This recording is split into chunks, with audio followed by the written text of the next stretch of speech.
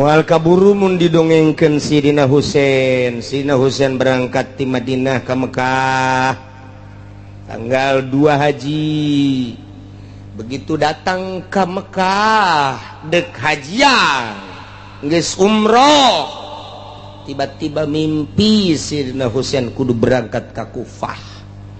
Ya tanggal 7, 8 nu ukuran aturan wukuf nya nama berangkat melalui Tanaim. Di Tanaim geus dijegal ku rombongan kitu Yazid. Nah iyalah tidinya langsung diskusi diplomasi luar biasa. Sidina Husein lolos tidinya berangkat terus naik onta kemudian jarombongan nelobaan, kemudian kayak bakal diceritakan asli ima asalnya hobae Karbala helanan kayak ceritakan tim mimiti lahirnya insyaallah kukula keur dirangkum ku hari nyokotan ti hadis kayak didongengkeun supaya nu kolot ge nyaho moal kebal deui mah ieu asa ulah pahisukan bae. Ieu mah tengahna we helanan berangkat terus sampailah ke Kufah. Pantat tadina guys, Sidina Hasan jeung Sidina Husein lahir mah di Madinah, dibawa ku Sidina Ali ka Kufah. Nu kamari milu jeung kula ka Kufah ningali imah Sidina Ali lah leutik. Kemudian aya kamar leutik, didinya diceritakeun bahwa ieu teh kamar Hasan jeung Husein. Ieu kamar Sidina Ali, ieu dapurna, ieu paranti narima tamuna seorang raja gubernur saat eta. Masya Allah jang narima tamuna hanya 2 meter kali 3 meter 2 ka 3 leutik. Komo kamar Sidina Hasan jeung Sidina Husein mah leutik jasa duaan didinya. Tak tidinya setelah Sidina Ali terbunuh kan Sidina Hasan jeung Husein ka Madinah. Di Madinah didinya Sidina Hasan teh kapan kita mimpin ke bakal jelas sama imah singkatna bae. Terus Sidina Husein kita beat ka mana ye ka Muawiyah. Emang kunaon kitu ta Muawiyah? Ketika Kangjeng Nabi pupus anu terpilih Sidina Abu Bakar nyana panas, padahal nyana sahabat itu paling menonjol di medan-medan laga sebagai panglima adalah Muawiyah. Kunaon anu dipilih Sidina Abu Bakar? Mulai dengki ti harita. Tapi ieu sahabat teu meunang di luar ngaji ye. Ieu mah keur carita bae. Pada urangna bae ke teu meunang ngadongengkeun nya. Mun ngadongengkeun pada urangna bae kitu deui. Kitu bae lanan. Sebab ieu sahabat jeung sahabat teu mantak sieun ge ngadongengkeun ieu mah sieun. Muawiyah teh sahabat panglima Kangjeng Nabi. Tapi didinya masih keneh Sayyidina Muawiyah teh itu nahan kesabaran ketika Sayyidina Abu Bakar Siddiq selesai tina jabatan khalifah nah sugan kapake deui Sayyidina Muawiyah kunaon Sayyidina Umar nu ditaekeun. Mulailah Sayyidina Muawiyah di dia ngabangun kekuatan armada nyeun kitu armada kekuatan. Jadi berarti oposisi. Itulah Sayyidina Muawiyah. Begitu ditungguan beres Sayyidina Umar nyana ngangsongkeun diri Sayyidina Utsman nu naik. Nah iyalah makin dendam ta Sayyidina Muawiyah. Balik Sayyidina Muawiyah ke Irak, ka Kufah. Didinyalah nyeun kekuatan. Setelah Sayyidina Utsman tumbang, lain tumbang eureun, kemudian naik Sayyidina Ali, dahsyat Sayyidina Ali, peranglah jeung Sayyidina Muawiyah. Lantaran naon? Ieu tita tadina ge hayang jadi pamimpin. Masya Allah, kos gitulah kepemimpinan. Secara zahir mah kos gitu secara zahir. Akhirnya ya ribet Sayyidina Ali tumbang lantaran kena pedang. Oke, diceritakan insyaallah satu persatu. Nah iya mah diceritakan Karbala. Didinyalah terus Sayyidina Hasan bangkit. Sayyidina Hasan, kemudian Sayyidina Husein. Sayyidina Husein kita beat ke Sayyidina Muawiyah. Sayyidina Muawiyah maut, Yazid kita beat ke Yazid putra daripada Muawiyah. Tedaekeun zaman Muawiyah jeung Sayyidina Ali bapak jeung bapak. Kuari zaman anak Yazid jeung Sayyidina Husein. kemudian panglimana adalah Abdullah bin Ziyad, ieu nu paling buang kawarah mak. Tidinya lah kabur Sirina Husain ke Madinah, di Madinah terus yang kekuatan loba pengikutnya hampir luar biasa. Berangkatlah ke Mekah hasil daripada mimpi jeung mimpi-mimpi nu tadi dicaritakeun kamari bahwa bakal terbunuh geus nyahoan Sirina Husain. Sebab Sirina Husain penghulu manusia anu bakal anu geus caritakeun ku Kangjeng Nabi, dua pemuda anu bakal jadi keistimewaan di sorga cek Kangjeng Nabi. Bakal katingali dua pemuda saya tak Hasan jeung Husain incu kaula.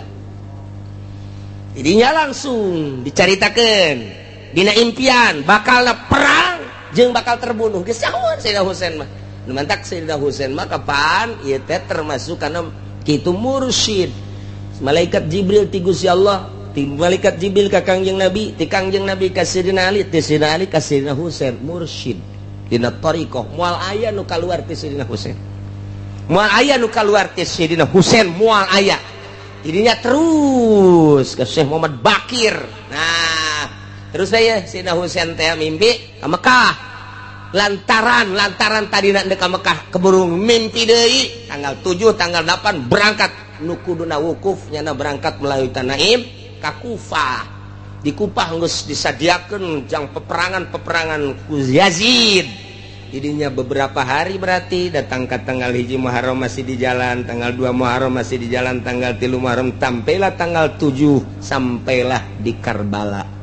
Nyin kemah-kemah ngaran-ngarana keur dicatetan ku kula saha nu milu awewe turunan Kangjeng Nabi syarifah berarti kitu keneh putra daripada Sayyidina Hasan, putra daripada Sayyidina Husain. Urang lamun ka Karbala ka ditu bakal aya di dinya teh nu mawa cai kieu bae cai ngorolok bae.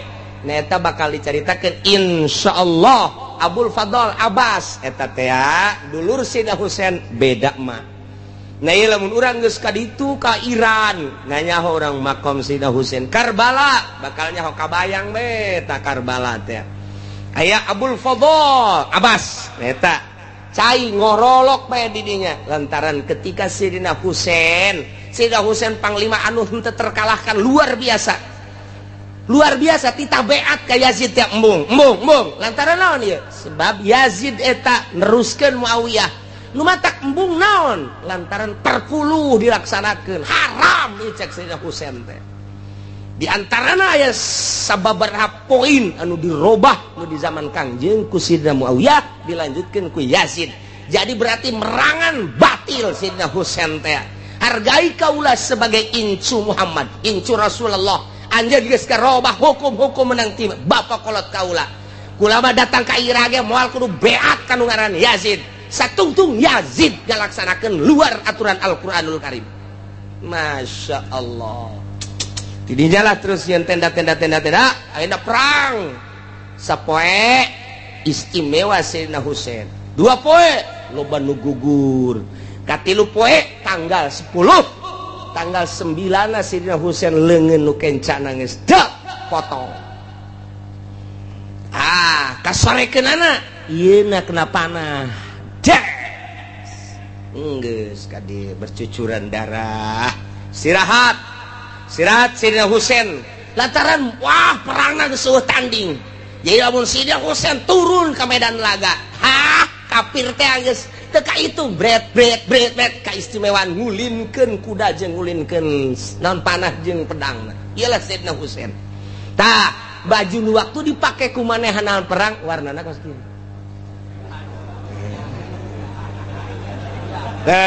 Nu di luar teh nyahoan. Nah, mantak di Iran aya 3 rupa engke bakalna di Kupah. 1 warna hideung, 2 warna merah, 3 semu beureum, kaopat warna model kieu. Ieu lah nu dipake ku Sayyidina Husain warnana lain ieu. Nah itu sembarangan nih maka ieu teh sembarangan. Tuh, gitulah supaya nyaho itu Sayyidina Husain tanggal 10 geus tanggal 9 hari tanggal berguguran geus nyahoan begitu ku Siti Zainab diulahkeun ge perang terus nyarekan Sayyidina Husain kula geus nyaho bakal maot dahaga Sayyidina Husain teh. Mentak Abul Fadl nyokot ka Bengawan Efrat. Tidinya teh dihadang. Sageus dihadang nyana teh dipenggaskeun leungeunna. Nu hiji kencapan nyokot cai di Sungai Efrat, begitu cai nyokot di dieu dicekel ku nu ieu ditumbangkeun ku musuh ku tentara Yazid. Dak kusungut ku ari kusungut tah tinggal ieu nyokol make kuda ieu geus eplek-eplekan kusungut. Nah ku ari ieu da belah ieu bas tinggal make ieu doang nya tah padahal nyana ge dahaga tapi nyana teu wani nginum lantaran Sayyidina Husain can nginum.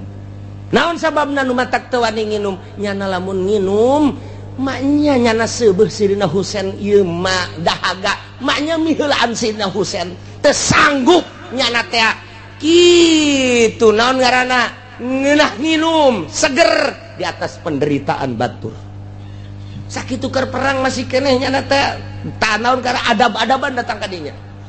Ya dianggeuskeun bae langsung jeger tumbang. Oh nu nginum saurang-urang acan. Nu mentak lambangna ke di Karbala cai gitu. Diais ka dieu, ngorolok ka dieu. Ketika kula zarah ka ditu ditanyakeun, "Aya cai naon?" Urang ditu naga hampir teu nyaraheun. Tah sejarahna aya dina hadis, kos kitulah nu mentak jadilah lambang sebagian besar nyaho. Komun nu zarah rahmat geus teu nyaho kaler kidul mah tah mah geus. Kukula didongengkeun, oh kitu mentak jadilah lambang cai. Tah Sayyidina Husain langsung dahaga, sanggeus dahaga geus teu kuat ku dahaga-dahagana. Jadi dalam henteu keur perang, sanggeus henteu keur perang keur tenang tanggal 10 datanglah ke Syam. Nah, utusan daripada Umar bin Abdul nu kamari dicaritakeun di dieu tah pembunuhna Umar teh Umar bin Abdul lain sabenerna mentak persina kill aslina mah kos kitu. Langsung bae ditumbangkeun jeger dibelah heula jeger. Memehna heula memeh lantaran kuat jasa Sayyidina Husain mah hampir eleh. Tentara Yazid sakitu lobana hampir eleh. Nah, kuari Sayyidina Husain teh dikakalakeun. Caki Syamir kuari kieu. Di seluruh arah urang panah ieu Husain. Jadi dipanah di seluruh arah. Kaler kidul wetan kulon dipanah cep. Geus beres ngaguling nyana turun dibelah heula di dina jeger. Geus dibelah langsung nyana neuleus surga. Seri nyana teh. Bahkan Kangjeng Nabi geus ngawean. Cak Kangjeng Nabi, cak Kangjeng Nabina ieulah janji Gusti Allah nu pernah ku Abah dicaritakeun bahwa anjeun bakal jadi syahid. Cak cenah amis jasa ngeunah jasa hayang hirup deui hayang perang deui. Pohara jasa tadi kitu-kitu ge urang mun tita perang embung bae. Masyaallah. Kitulah Sayyidina Husain ieu mah tak mursyiduna. Nah, wa mudabbiruna wa murabbiruna. Nah, iyalah Sayyidina Husain. Langsung ditumbangkeun, ieu huluna make pedang. Bek pisah. Sanggeus pisah, careuri kabeh. Ke nu ngaran Zainab, nu ngaran Fatimah Incu ieu mah Zainab Incu, Zainab Fatimah Incu. Dari putra Sayyidina Hasan jeung Sayyidina Husain kabeh araya ngaran-ngaranang ke tah ieu mah huluna di dinya begitu dihareupan ku Siti Zainab cerik. Kemudian Siti Zainab terasa aya Kangjeng Nabi geus teu daya teu upaya sebab ieu teh kadeuleu secara zahirna mah dahsyat tapi secara batin mah geus aya di salalorga kabehan. Senyum Siti Zainab Siti Fatimah kabeh dicokot huluna dibawa ke Umar bin Abdullah. Nah didinya dibawa sanggeus dibawa cek Umar bikeun ka Yazid, dibikeun ka Yazid sanggeus sabikeun ka Yazid susurian Yazid bungah dengan kata kaburanana akhirna dibalangkeun titah disepakan. Tidinya lah mulai aya main bola haram, main bola tasabuh jeung eta. Nu neuleuh main bola sarwa neraka jahanam. Penghinaan terhadap cucu Kangjeng Nabi nu ngaran Sayyidina Husain radhiyallahu anhu bangsa tarolol kabeh kabeh geus buatan Yahudi buatan Nasrani urang ulah sok kikituanan ku ari mah. Ingat ketika Yazid menghina terhadap Sayyidina Husain dipakai main bola tah hulu sirah Sayyidina Husain. Akhirnya dibawa ke Mesir, di Mesir gitu kene.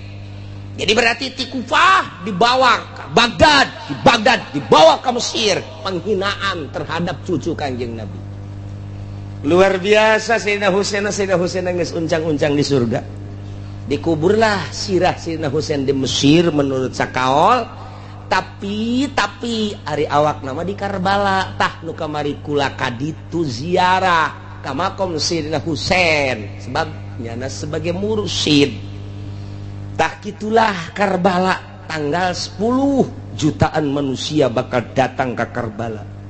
Moal katahan jutaan eta mah ti baheula jutaan manusia di berbagai negara. Tinggal sababaraha poe geus dipersiapkeun di Iran bakal di Kufah ieu bakal narima jutaan manusia. Teu bisa katahan. Kitulah Sayyidina Husain. Seserian Yazid.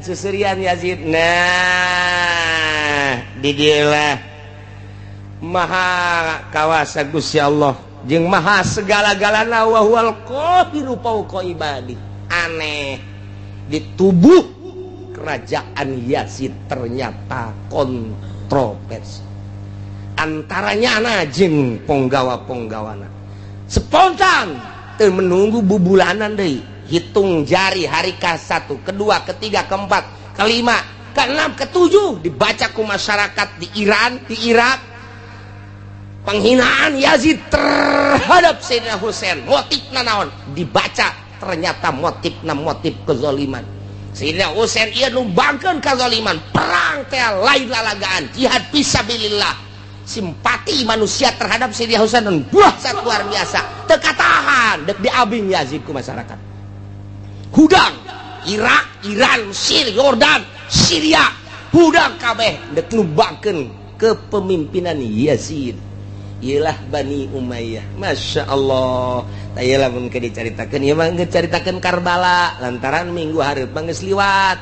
Jadi berarti Sabtu bakalna jutaan manusia di Karbala. Nah ieu urang kebenaran pas ngabahas Sayyidina Husain Karbala. Mudah-mudahan urang dihijikeun jeung Sayyidina Husain jeung para penegak agama Allah, dihijikeun jeung Kangjeng Nabi di akhirat babarengan jeung ahli-ahli Allah jeung para syuhada was sholihin. Amin ya rabbal alamin. Ieu mah hanya sekelumit hartina Muhammad bin Nanafiyah nyaritakeun bahwa nu terbunuh kutila ma'al Husain cek sakaol ieu ye genep belas seluruhna nu genep belas ieu mah ieu adalah keluarga ahli bait, turunan Sayyidina Hasan, turunan Sayyidina Husain, yakni Habib Syarifah nu genep belas. Ke kaul kadua aya sabaraha dan selanjutnya wallahu a'lam bishawab.